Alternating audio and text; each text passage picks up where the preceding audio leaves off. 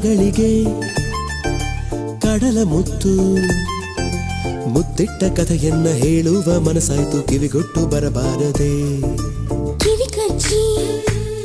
ನಾ ಔಡು ಕಚ್ಚಿ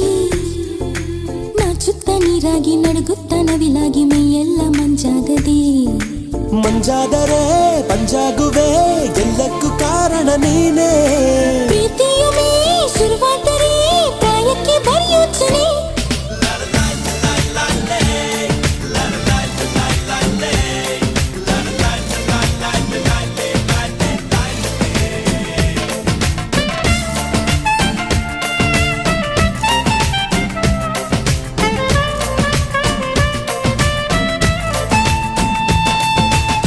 ನೂರಾರು ಹೃದಯಗಳಲ್ಲಿ